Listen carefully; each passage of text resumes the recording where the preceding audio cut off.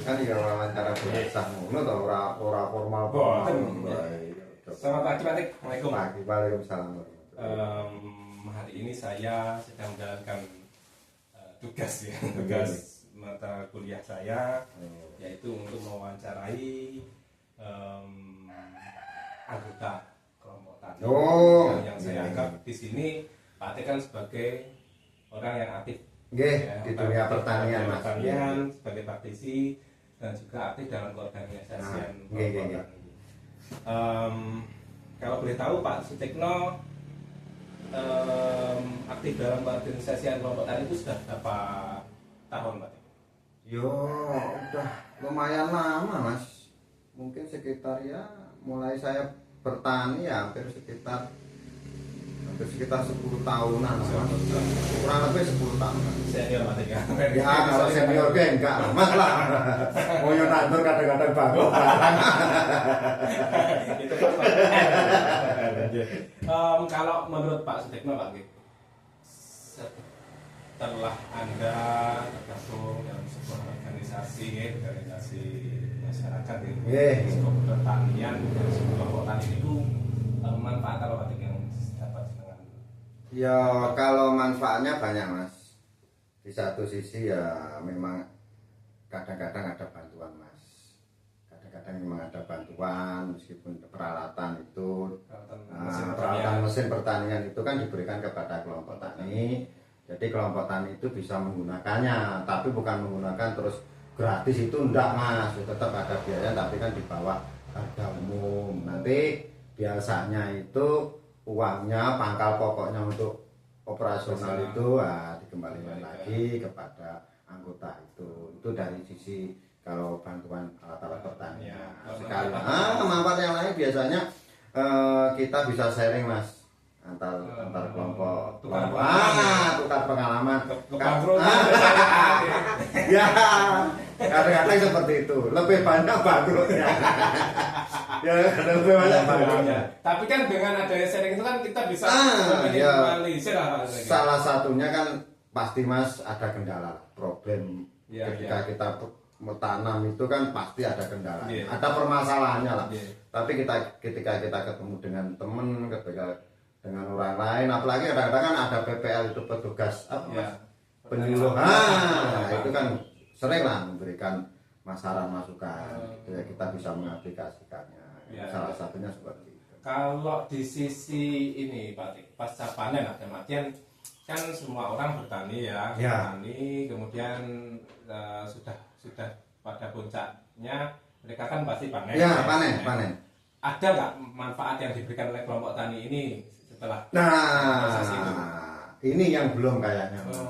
Biasanya seperti makanya biasanya kalau panen itu lepas Mas.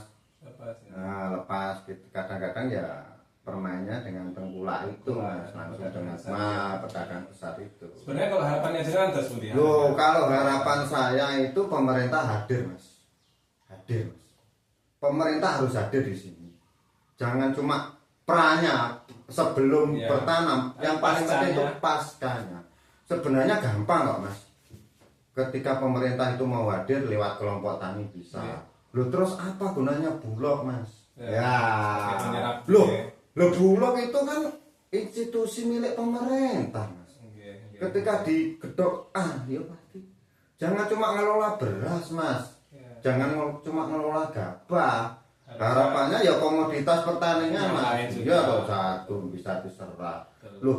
Gampang Mas kalau pemerintah itu sebenarnya. Dia itu institusi negara punya kewenangan penuh loh Mas. Tinggal ada kemana. Itu pada intinya seperti itu. Terus kelompok tani itu harus dilibatkan aktif. Kalau harapan saya seperti itu. Kalau sama ini Pak Sutik dalam organisasi tersebut boleh tahu jadi apa Pak? Ya kalau saya itu semi gimana ya Mas, anggota tapi lebih banyak aktifnya daripada tidaknya gitu loh. Jadi kalau pengurus ketuanya bukan? Enggak. Yes. Penasihat lagi Pak.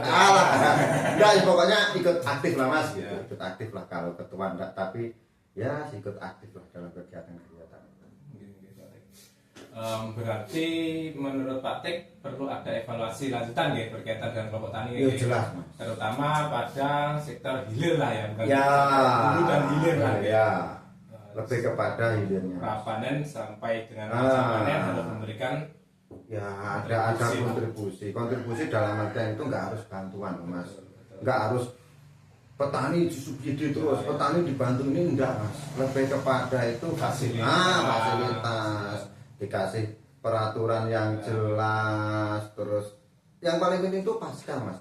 Kalau kita bisa tanam bagus misalkan ya, hasil panen melimpah banyak lah misalkan, tapi kalau kita nggak bisa menjual Mas, terus gimana tujuan petani itu tanam menghasilkan terus bisa dijual Mas? Jangan sampai petani justru kalah di fase-fase. Ya itu rata-rata itu kebanyakan seperti itu Mas, memang benar. Kebanyakan itu pasca jual nanti tengkulak yang bermain di situ.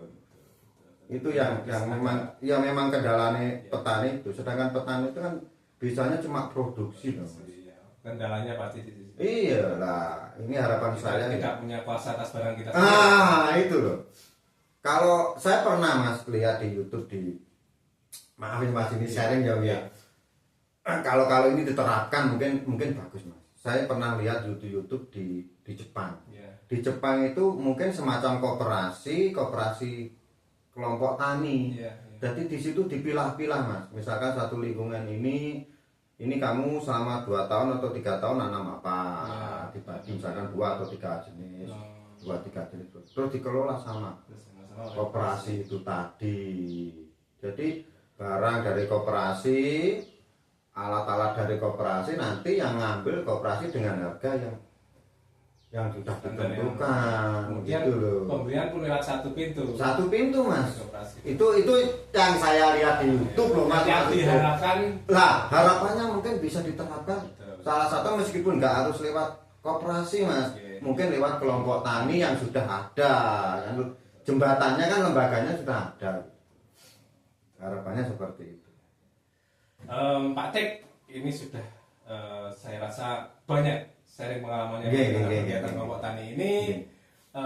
Saya mengucapkan terima kasih banyak Pak Tik ya. Sama-sama. Saya juga gitu Mas. Saya mohon maaf misalkan nanti ada kata-kata ya yang kurang bagus Mas. Karena ini belajar dari pengalaman saya sehari-hari Mas, karena ya saya itu memang senengnya tani Mas.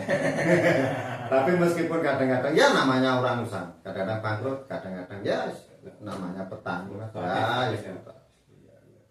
Sebelumnya saya mau mengucapkan terima kasih. Sama-sama. Saya mohon maaf apabila mengganggu waktu senggangnya Pak Tik ya. Disambung lagi lain waktu, semoga tetap sehat. Terima kasih Pak Tik ya. Waalaikumsalam. Nah,